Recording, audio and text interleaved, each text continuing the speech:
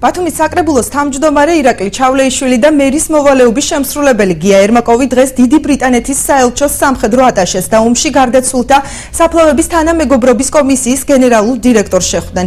შეხვედრაზე ფერიის სასაფლაოზე დაკრძალული ინგლისელი ჯარისკაცების საფლავების მოწესრიგებისა და თანამედროვე სტანდარტების შესაბამისი მემორიალური დაფის განთავსების შესახებ ისაუბრეს.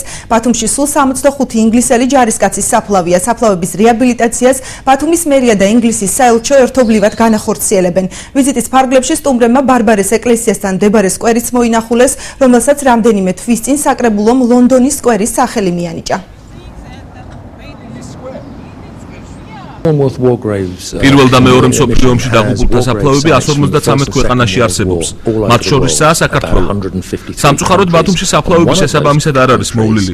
ჩვენ შევისწავლით ადგილს და იქ მსოფლიო სტანდარტების შესაბამის მემორიალს აღმართავთ.